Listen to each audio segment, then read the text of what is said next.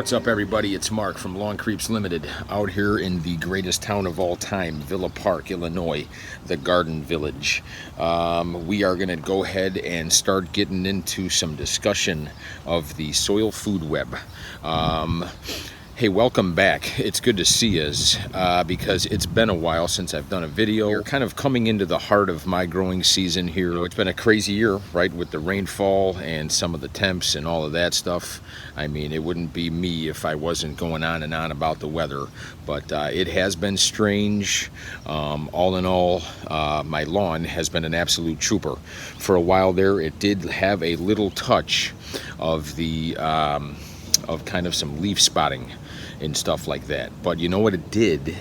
It grew it out, and all of that soil biology, all of those beneficial bacteria and that beneficial fungi sort of took care of the bad guys.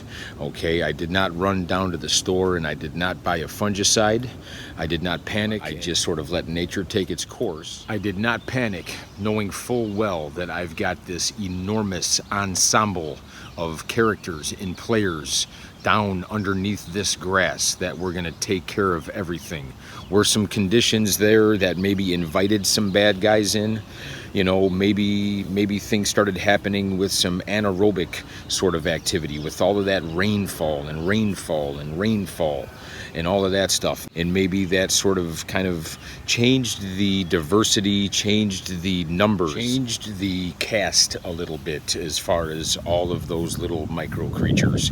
But I knew, I held off, knowing that it was going to be just a matter of time before conditions came back that were conducive to good grass, and getting that soil biology sort of back into the proper nutrient cycling.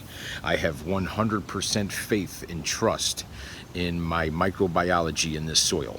This soil is a gift. Inside this soil, it's like exploring space. When people looked up at the sky and wondered what was up there, and as time went on, as telescopes came, they saw out there, they saw galaxies and all of that stuff. My soil knife is messed up. I left it out all night. The soil is no different. The soil is no different. I think that there is still an untapped resource down here. People are getting hip to the benefits of that soil biology and what it can do for our grass, our shrubs, our perennials, all of our natives, everything that our trees, everything that grows out of the ground by roots inside this soil. Everything is dependent on this microbiology, and that is what I believe in.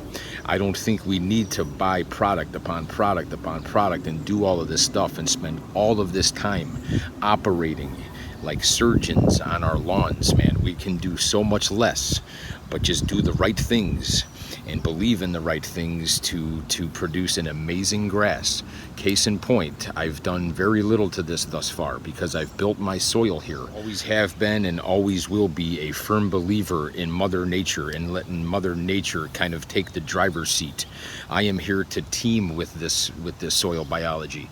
The shadow knows, and that is all because of what is going on down there. It is all because of the soil food web. The soil food web. I mean, that is kind of an illustrative sort of way to explain the food chain of all of that microbiology. There's a lot more to this whole philosophy, this whole way of thinking, a lot of symbiotic relationships, a lot of complex sort of happenings down underneath that soil. But the soil food web is basically like a food chain, but it is not linear in that this guy eats that guy and that guy eats that guy until they get to me and you. We're on top of that food chain, right, as human beings. I don't think the dinosaurs are coming back, or else they would be at the top, I would imagine. Or Godzilla comes down to Earth and figures that all out. But so again, I mean, it is a food chain more or less, but illustratively, you can imagine what a web looks like. It is non-linear in that maybe this predator kind of meals on that prey at a certain time, maybe jumps to this prey, and you times that by many various, you know, predator and prey, and you kind of have a food web. Okay, so that's what the soil food web is, but it's all about all of those players down in that soil. and what they do with soil structure, nutrient retention, just you know, nutrient cycling, and all of that stuff. It's key. It's huge. It's getting bigger as we speak. People are figuring out, wow, this is really the future. This is permaculture. This is kind of what we got to get to. We have to stop thinking about using, you know, so many different chemicals to achieve things when everything is there in the soil. All of the nutrients we need are in that soil. It's whether or not they can become available to the plant. And that is through these microorganisms and how we have the right mix, the right diversity, and all of that. At any given moment, it can change, it can alter, you know, depending on us, depending on maybe nature, and all of that stuff. So we have to really sort of just think about it in a different way. If you do want to go this route, I think the gardeners of the world have kind of adopted this, and they're more apt to adopt this way of thinking. It is the lawn care people that is kind of a hard sell on this. Now, in the last couple years, the lawn care world here, they've gotten hip to, you know, using organic material to, you know, to feed the microbes and all of that stuff. But at the same time, these guys are kind of doing the cha-cha-cha. They're going back and forth because they are doing that, but at the same time they're using fungicides, pesticides, insecticides, herbicides, all the sides, and as well as synthetic fertilizers. You know, they think that you still got to get that shot of synthetic. There's a misconception about the soil temps and the activity of the microbes in that soil during, you know, fall and or spring. You know, granted, maybe the activity is ramped up in the warmer weather. In summer, you know, we've got more and more species going. We've got more activity going on down there, but there are different species of bacteria and fungi during different weather time frames. Every second of every day, there is organic microbial activity going on in your soil. They do not take a break. They do not go on vacation. You would be a fool to think that there is no organic happenings in your soil year round. You know, it's that train of thought that you just kind of got to let go of if you want to go this route. It's hard. It's hard as a traditional lawn man to kind of let go of that. You know, just dying to put that synthetic fertilizer down. When you're using that stuff, that is detrimental to this soil food web, and it's altering it. It's using that side door to give the grass plants the nutrition it needs, and that is you know, that takes away from the natural processes. And then suddenly, lo and behold, you have to do more and more. You have to continually put that down. You're out in this yard just operating on this thing more and more and more. Let all of that soil life do the work for you. You know, we don't need to get all of this stuff. You know, there's a lot of pitchmen out there now. There are a lot of products. There are, you know, these micronutrient products and this and that and soil conditioning products and stuff like that. But all of that is there for you in that soil via this soil microbiology, the billions and billions of bacteria, of fungi, of, you know, the protozoa, the beneficial nematodes, the microarthropods, the earthworms, the slugs, the bugs, the spiders, the pill bugs, springtail, centipedes. Above the soil, you got your feathered friends, you got the birds, you got toads and reptiles, you got mammals, you got the little chipmunks and squirrels and all of that stuff. Don't get your pellet guns out, man, and don't be an ass and talk about shooting these things. So, sorry, I had to get on the soapbox right there.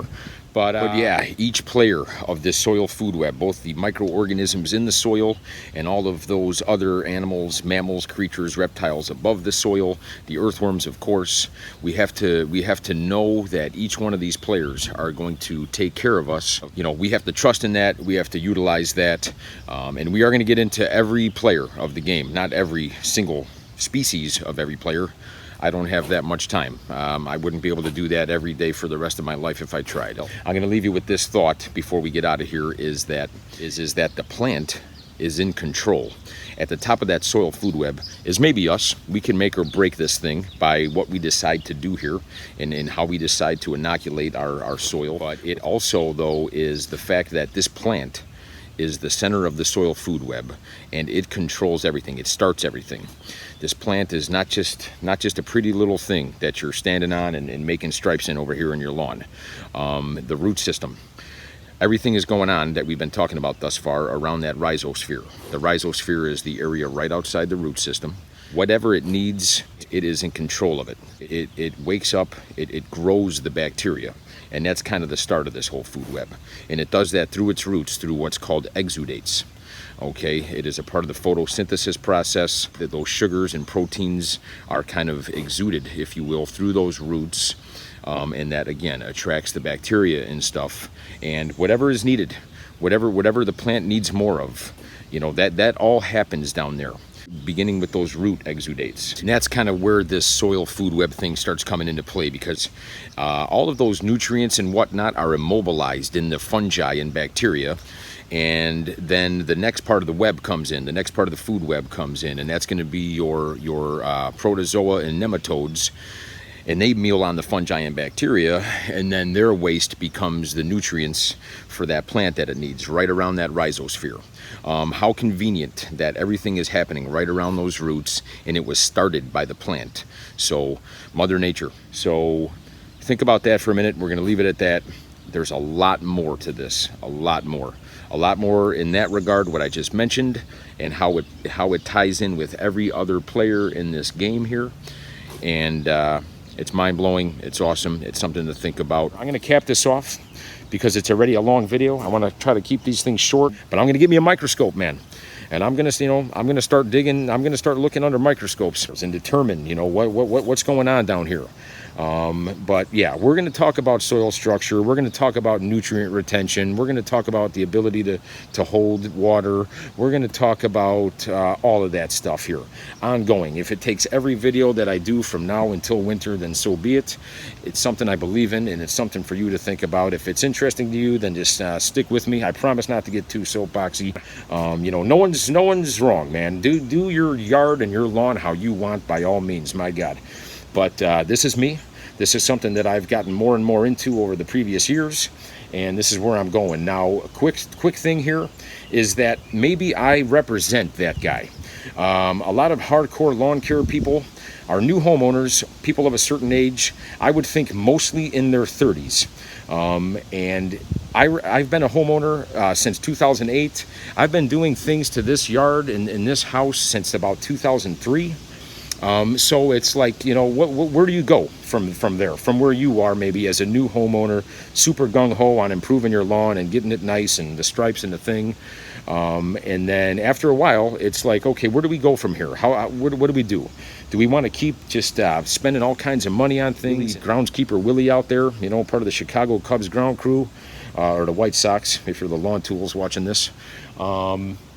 Or do we want to spend less time operating on this thing and have a healthy grass, play on it, do other stuff with the family, yada, yada, yada, do other stuffs to the yard and all of that. So something to think about, man. Stick with me. Let's love Mother Nature. Let's love our yards. Let's do it. Let's get some good weather for once, man. Good weather's been hard to come by around here. So anyways, I'm going to go and we'll catch you later. Lawn Creeps.